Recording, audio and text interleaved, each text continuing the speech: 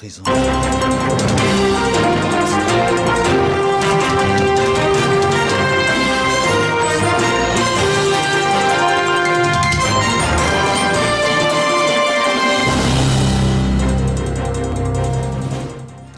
Bonsoir à tous. À la une de ce 23h, le sommet de la CEDEAO sur la situation sécuritaire et politique en Afrique de l'Ouest, des travaux en présence du chef de l'État, le président Alassane Ouattara.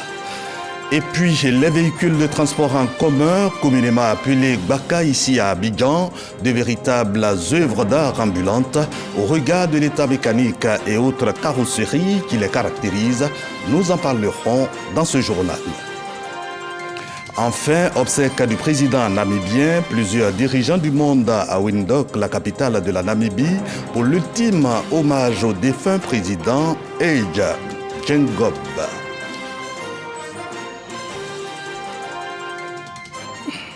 Mesdames et messieurs, bonsoir et bienvenue dans ce 23h. Le sommet de la CEDEAO sur la situation sécuritaire et politique en Afrique de l'Ouest s'est ouvert aujourd'hui à Abuja, au Nigeria. Le président de la République, le chef de l'État Alassane Ouattara, a pris part aux travaux sanctionnés par plusieurs décisions. On en parle avec Mahama Traoré.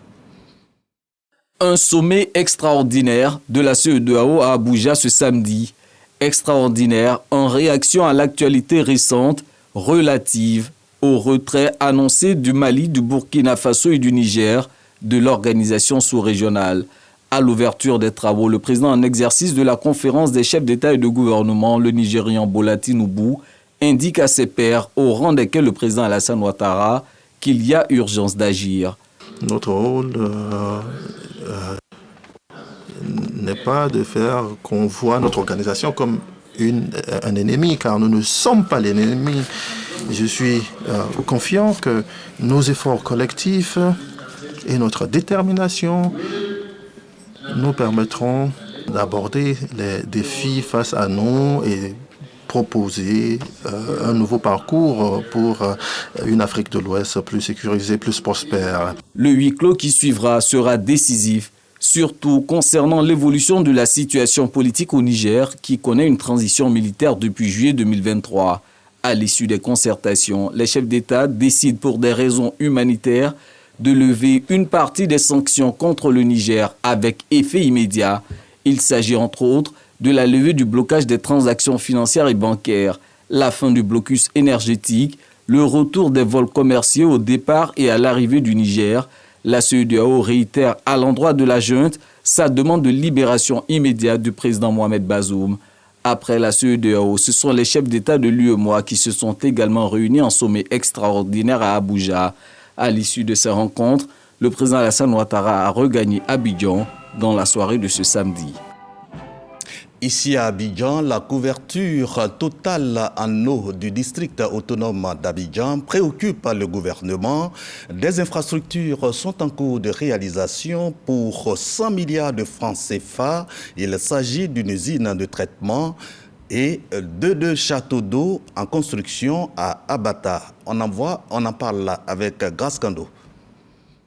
2 châteaux d'eau d'une capacité de 5000 m3 chacun et une usine de traitement d'eau à Anyama Debakader en construction. Ces actions s'inscrivent dans le cadre du projet de renforcement de l'alimentation en eau potable de la ville d'Abidjan par l'apport supplémentaire de 150 000 m3 par jour à l'horizon 2040. Nous accueillons ce projet avec joie et satisfaction. Anciennement, on s'est ravitaillé dans des puits. Et aujourd'hui, grâce à ce projet, on aura de l'eau potable. L'impact socio-économique dans le village. D'abord, 1, le village se développe. 2, nos enfants ont de l'emploi. Et 3, il y a le bitumage, l'éclairage. Donc nous sommes très fiers. Nous disons grand merci au président de la République. Pour s'imprégner de l'état des travaux, le ministre de l'Hydraulique, de l'Assainissement et de la Salubrité a effectué une visite sur les différents sites. Donc c'est un chantier important pour nous qui va desservir beaucoup de quartiers d'Abidjan, cette zone de Cocody à Bata, bien sûr le village qui nous accueille, ça va desservir Benjerville, même le Yopougon. Il y a des projets d'accompagnement, par exemple pour le village, Il y a 16 km de canalisation pour transporter l'eau traitée à l'usine vers les châteaux de stockage. On fait également la route dans le cadre du projet pour relier tout ça sur près de 8 km. Puis on a également la sécurisation électrique du site. D'un montant de 100 milliards de francs CFA, les travaux sont exécutés à 95%. Donc c'est un projet important. Le Grand Abidjan représente une grande partie de notre production d'eau. La seule ville du Grand Abidjan contient près du quart de la population de la Côte d'Ivoire. À partir de ce moment-là, nous traitons Abidjan de façon très spéciale. Donc cette usine fait partie des projets structurants que le gouvernement réalise pour justement faire face aux besoins croissants de la population du Grand Abidjan. Démarrée en janvier 2022, la mise en eau de ces infrastructures aura lieu en avril prochain. À présent, bonne gouvernance. Les inspecteurs d'État sont appelés à suivre les mêmes démarches, une harmonisation des pratiques pour un meilleur contrôle et l'audit interne dans les organisations.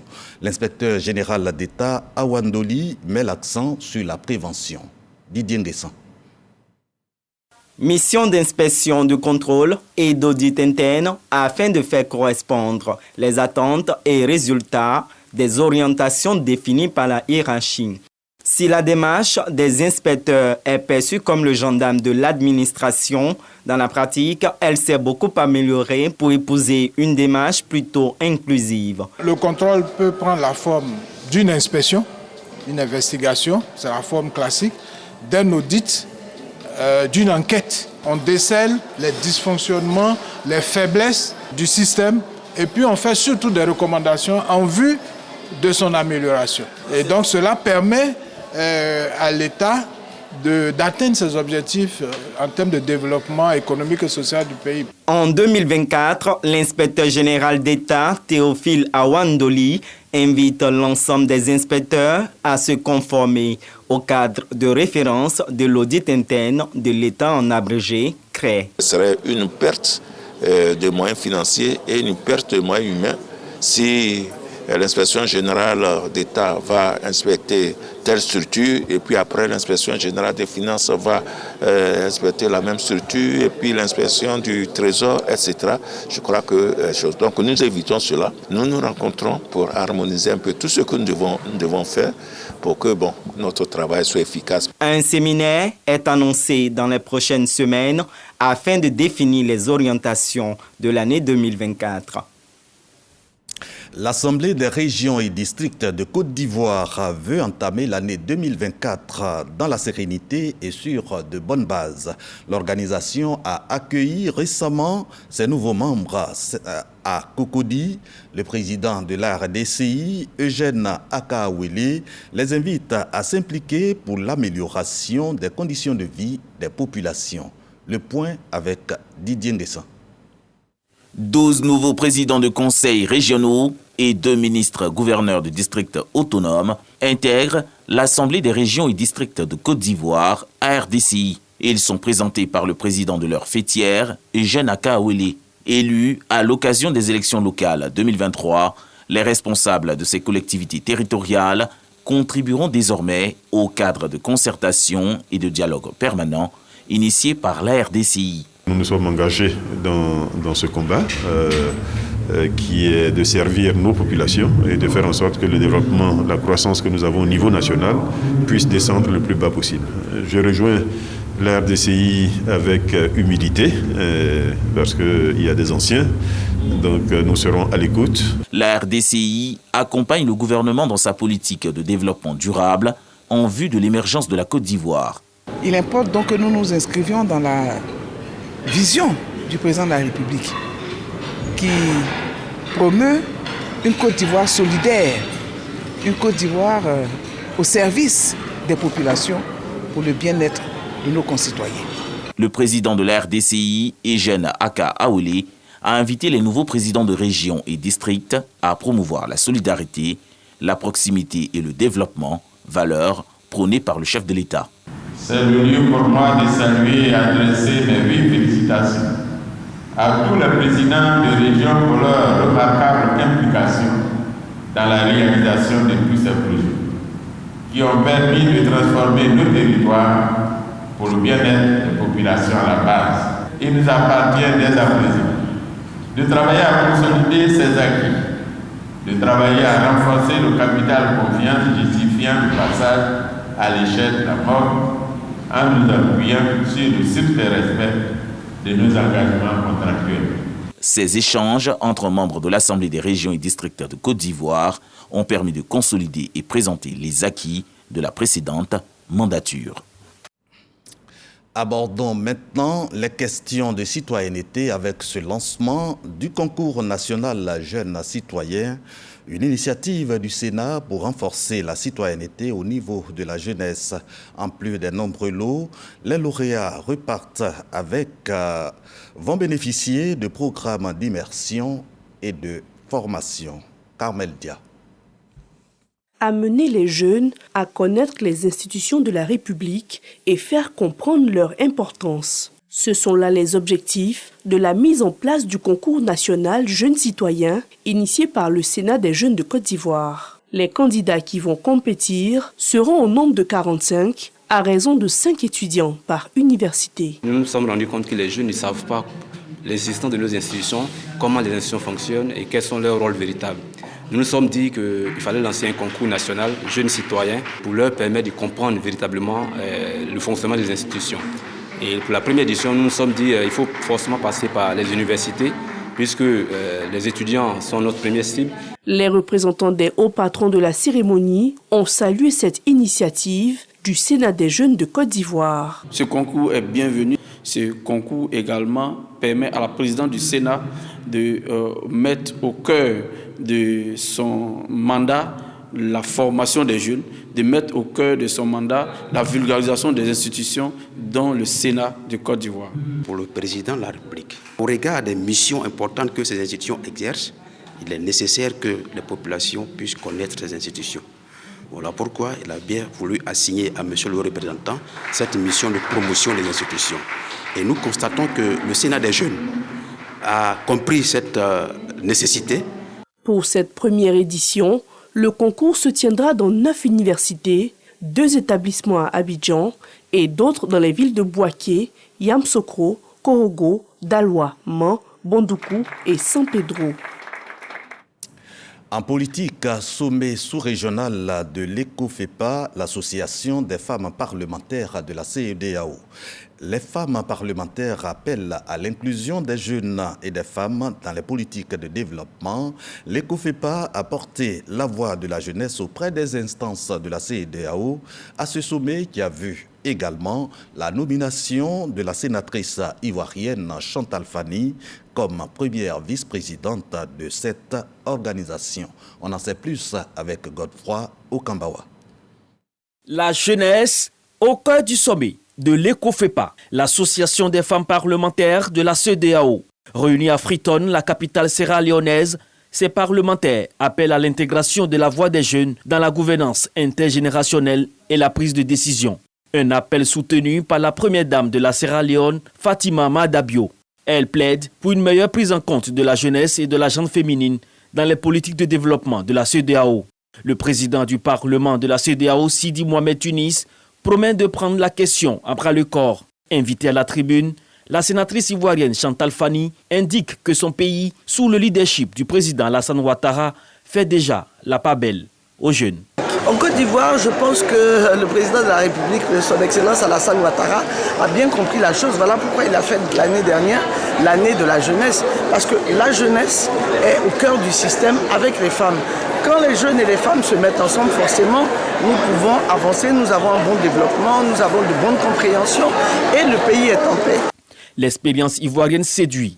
Chantal Fani est désormais la première vice-présidente de l'ECOFEPA. Une fierté et un honneur pour la sénatrice de porter les couleurs de sa nation au sein de cette organisation vieille de 22 ans. C'est un honneur pour moi, pour l'Afrique, pour la Côte d'Ivoire particulièrement. Et surtout, cela intervient quand la première femme présidente du Sénat de Côte d'Ivoire est élue. Sur son mandat, la Côte d'Ivoire est reconnue, le savoir-faire des femmes est reconnu dans le monde. C'est un honneur que nous remettons au président de la République et à Mme Kandia Camara qui impulse ce rayonnement-là. Ce sommet sous-régional a été aussi l'occasion pour l'ECOFEPA de décerner des prix aux personnalités dévouées pour la cause de la jeunesse. et des femmes. Venons-en à la CAN 2023. La CAN de l'hospitalité est terminée. L'heure est à présent au remerciement des populations qui ont mouillé le maillot pour la victoire des éléphants. Le ministre délégué au sport en visite dans les crampons, Silas Mech Adjé, présente la victoire des éléphants aux populations. Il avait sollicité leur bénédiction pendant la CAN 2023. Il exhorte à maintenir la flamme de la cohésion qui a prévalu pendant la CAN de l'hospitalité. Les détails avec Lansine Bakayoko. Cette visite du ministre délégué au sport et au cadre de vie fait suite à la victoire des éléphants de Côte d'Ivoire à la CAN 2023. Avant le début de la compétition, Silas Mech Adjé avait imploré la bénédiction de sa région natale pour le succès de la campagne sportive. Première étape de cette visite de reconnaissance, Grand Laou. Il fallait organiser cette compétition avec perfection. Nous avons réussi. Sous la guidance éclairée du président de la République et avec la rigueur du Premier ministre, nous avons réalisé cela, mais nous sommes allés plus loin. Nous avons gardé le trophée. Les populations de Grand Laou, très touchées par la présence du ministre délégué au sport et au cadre de vie, l'ont aussi félicité pour son esprit de gagneur. Vous étiez là avant la CAN, vous étiez venus saluer vos parents. Et vous leur avez dit ce jour-là, je me souviens encore, que la mission est certes compliquée, mais il n'y a pas de citadelle imprenable, il n'y a que de mauvais soldats. J'ai retenu la leçon. Le ministre Silas Adjé, après avoir vanté les prouesses des éléphants de Côte d'Ivoire, a invité les populations à cultiver les valeurs de cohésion nationale prôné par le chef de l'État, le président Alassane Ouattara. On ne peut rien faire si on n'est pas unis. Et cette coupe a permis aux Ivoiriens de se rassembler, de s'unir. Les tribunes étaient en mouvement. On sentait la chaleur fraternelle retrouvée. Et je pense qu'il ne faut plus retomber dans les clivages. Il ne faut plus retomber dans les clivages inutiles. Dans les clivages empreints d'émotions. Vous savez, ce qui nous tue beaucoup, ce sont nos émotions. La visite ministérielle s'est poursuivie à Jacquesville. À présent, la page à transport de la CAN 2023. Le Haut Conseil du patronat des entreprises des transports terrestres dresse son bilan. Les transporteurs, il faut le savoir, ont aussi joué leur partition dans la réussite de la CAN 2023. Chris Ephraim Diomandé et Jean-Marc Diadi pour le reportage. Il fallait une soirée pour enivrer 30 millions d'Ivoiriens. Ce dimanche 11 février, dans un stade Alassane Ouattara d'Embimbe brûlant, la Côte d'Ivoire marche sur le Nigeria lors de l'ultime duel de sa Coupe d'Afrique des Nations. Pour la troisième fois de son histoire, les pachydermes décrochent le plus prestigieux titre du continent. Une troisième étoile obtenue sur ces terres, aussi inespérée qu'impensable.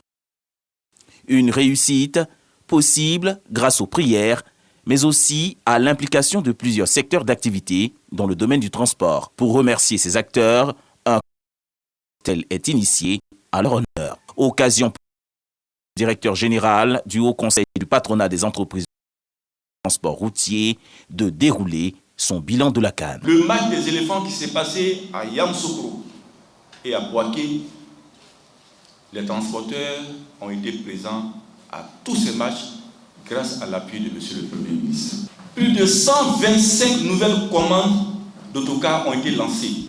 Que ce soit la primature, que ce soit la présidence de la République, que ce soit les cabinets des institutions, que ce soit les ambassades ou les comités de supporters venus d'ailleurs, il y a eu des demandes d'autocars à tous ces niveaux. Nos opérateurs ont été à la hauteur et ont mis à la disposition de la Côte d'Ivoire des autocars dignes de ce nom. Nous n'avons pas vu sur les routes ivoiriennes des autocars qui ont fait des sorties de route à cause d'un excès de vitesse. Nous avons vu plutôt sur les routes à l'intérieur du pays, comme à Abidjan, des chauffeurs beaucoup plus consciencieux. Ibrahim Diaby n'a pas manqué d'exprimer toute sa gratitude au gouvernement ivoirien pour son soutien. Ce déjeuner fut une opportunité pour les transporteurs pour valoriser la cohésion qui prédomine dans leur corporation. Ici à Abidjan, les chauffeurs des véhicules de transport en commun, communément appelés BACA, expriment leur passion sur leur carrosserie, faisant de leurs véhicules de véritables toiles roulantes. Des visages de stars de football aux artistes musiciens en passant par des autoportraits, chaque véhicule devient une œuvre unique. Des peintres décorateurs transforment ces massas ordinaires en fresques personnalisées pour des montants allant de 30 000 francs à 50 000 francs, voire 100 000 francs CFA. Baka d'Abidjan, des œuvres d'art ambulantes, un reportage signé Fatou Fofana. Montre-moi ton Baka et je te dirai qui tu es, du moins qui ou ce que tu aimes. Ces véhicules de transport collectif décorés sont de véritables toiles ambulantes. Elles représentent souvent la passion du conducteur ou du propriétaire, ou même les deux à la fois. Ça me plaît, je veux qu'au moins mon image soit sur la voiture. D'abord, il y a celui d'un joueur, il faut que vous aussi soyez ici. Lui, c'est un footballeur, c'est un Égyptien. D'abord, c'est un fan, c'est le fan du propriétaire de la voiture, en fait. C'est Mohamed Salah. Et ce n'est pas le seul. Dans le pays hôte et vainqueur de la dernière Coupe d'Afrique des Nations, les portraits des stars du ballon rond s'affichent partout sur ces véhicules de transport. C'est un maillot de Maroc qui vient dessiner. Nous sommes les créateurs, tu vois. Nous sommes les créateurs. Donc, avant la CAN même va arriver, on a fait plusieurs choses. Des fois, les maillots des éléphants, drapeau de Côte d'Ivoire. Les artistes de la musique sont aussi bien présents dans cet environnement plein de couleurs. Ce fan de Didi B n'a pas hésité à lui rendre hommage. Je suis un vrai fan de Didi B. À cause de ça, il a pris les voitures là, il a mis sa photo dessus. Parce qu'il ne peut pas faire croisement et le face à face. Bon, il a fait ça comme ça pour faire sa publicité. Ces œuvres d'art roulantes sont le fruit du travail de décorateurs qui mettent tout leur savoir-faire. Les Baka d'Abidjan arrangent bien des gens. En tout cas, moi, Daouda, je prends souvent les Baka. Au beau milieu de cet atelier, un mini-car, tout ce qu'il y a de plus banal. Mais dans seulement quelques heures, il deviendra unique grâce au travail de cet homme. Avec pour seul outil de travail un crayon, un rouleau de scotch et un cutter, il dessine avec adresse et dextérité des lettres, des symboles, des visages. À la base, tu dois savoir dessiner. On dessine d'abord, maintenant après on finit de dessiner, on met un scotch comme ça. Des clients affluent de toute la ville d'Abidjan et même de l'intérieur du pays pour personnaliser leurs véhicules avec des fresques dont le coût varie en fonction de la complexité de la figure demandée. Un décor comme ça, au moins 35 000, au moins 50 000, ça dépend, ça, au moins 30 000, bien 35 000, bien 40 000, ça dépend. Ça dépend des panneaux à rien. Si le dessin est plus grand. Ils repartent pour la plupart satisfaits et heureux du nouveau visage de leur outil de travail. C'est ça que 6 mois on fait. Chaque 6 mois on rentre, on fait tous les petit nouveau, petit dessus. On vient maintenant, on vient faire ça là avant que tu aies commencé. Quand le client il voit ça aussi, il dit non, vraiment ils sont satisfaits, c'est bon, c'est propre. Bon, il y a d'autres, des jeunes, ils me font comme ça, c'est propre. Il y a d'autres aussi, ils viennent dire ah c'est le chauffeur qui est là. Hein. Ah, c'est bien. Mais dans cette atmosphère de création et d'expression artistique, les décorateurs sont souvent exposés.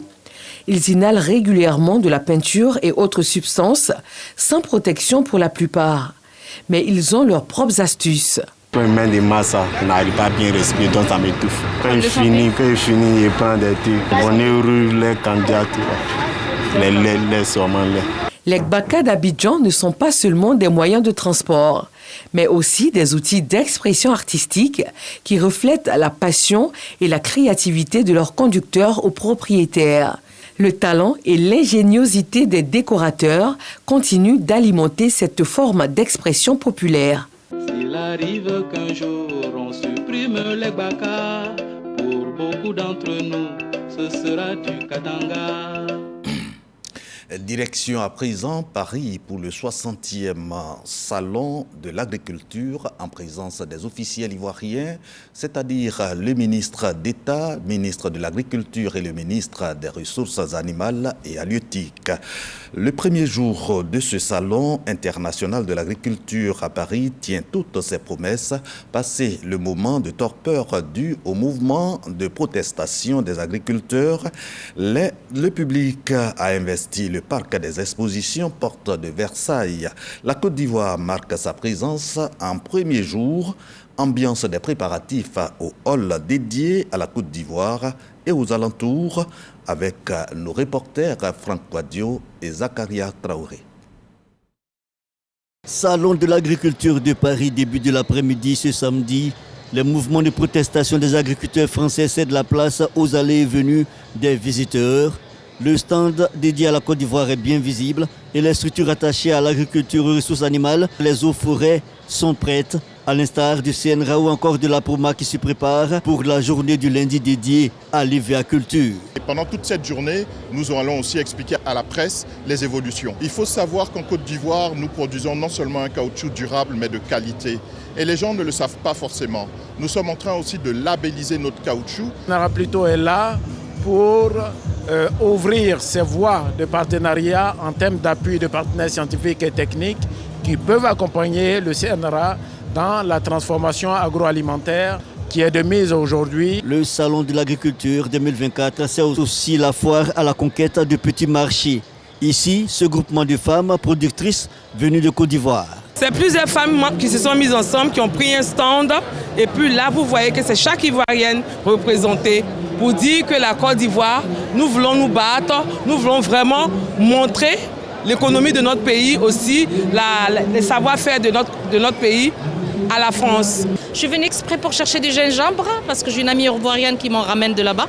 Du coup, je suis venue directement au stand. Je suis venue aussi féliciter pour la Coupe du Monde. Merci. Voilà. D'Afrique. Les stands un peu partout, offrant de petites attentions. Ce n'est pas pour déplaire aux visiteurs et public averti. En bonne place, le chocolat ivoirien. C'est quoi du chocolat? Il est très bon? Oui, il est très bon. Parce que pour leur montrer que c'est en Côte d'Ivoire, que le chocolat, enfin d'où vient le chocolat et pour leur faire goûter de la qualité et voilà, les faire découvrir. La Côte d'Ivoire, le Cameroun, le Maroc et bien d'autres pays africains du monde. Le salon tient donc ses promesses dès l'entame et les stars annoncées sont là. Le hall dédié aux bovidés et aux caprins pour 10 jours de mobilisation de l'attention des férus et passionnés d'agriculture. De Paris en Afrique, escale à Namibie pour les obsèques du président Hage Geingob. Plusieurs dirigeants du monde entier mobilisés à Windhoek, la capitale namibienne, parmi eux le haut représentant du président de la République, Gilbert Kafana Koné, pour assister à l'ultime hommage du monde entier au président namibien. Nous voyons cela avec Abdoulaye Koné et Ambroise Asseman, nos envoyés spéciaux. Samedi, à l'Indépendance Stadium de Windhoek, des milliers de Namibiens ont rendu un dernier hommage à leur président, Hage Geingob. Vêtus de noir et bravant la canicule, tous tenaient à dire adieu à l'une des principales figures de l'indépendance du pays. Et comme pour le remercier pour ses innombrables tâches accomplies dans la douleur, plusieurs chefs d'États africains, européens et des dignitaires du Moyen-Orient ont fait le déplacement de Windhoek pour honorer sa mémoire. À cette tribune funèbre, c'est le haut représentant du président Alassane Ouattara qui portait la voix de la Côte d'Ivoire.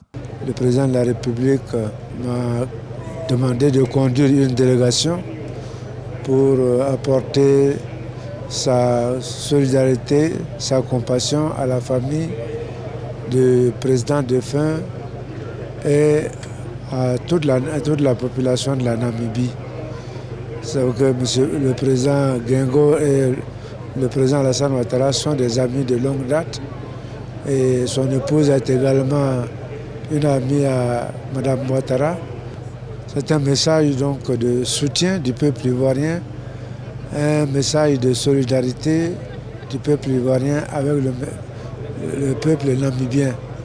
Et tout à fait un message personnel à Mme Gengo, qui est donc une amie de la famille. Portée par un char de l'armée nationale, la dépouille mortelle du désormais ex-président de la Namibie était arrivée quelques instants plus tôt au Stadium de l'Indépendance. Un accueil sous des ovations et des chants liturgiques. Hage Geingob s'en va, mais il a combattu le bon combat et la justice pour la Namibie, mais aussi pour l'Afrique et le monde entier. Le désormais ex-président sera porté en terre dimanche après la messe. Il reposera au carré des héros de Windhoek.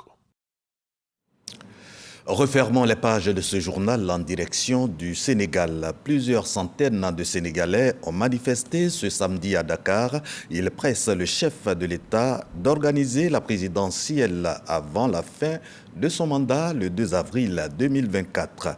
Le collectif citoyen Arsounou Élections, c'est-à-dire Préservons notre élection, avait appelé à se joindre au mouvement tout en cherchant à garder son indépendance politique. La revendication s'est étendue à la libération des opposants Ousmane Sonko et Bassirou Diomaye Faye. La préfecture a autorisé la manifestation alors que les autorités ont interdit de nombreux rassemblements d'opposition dans un climat de tension ces dernières années. La préfecture a aussi autorisé la marche prévue l'après-midi par un collectif Macky Sall dans les cœurs en soutien au chef de l'État sénégalais. C'est ici qu'on s'arrête. Merci de nous avoir suivis et bonsoir chez vous.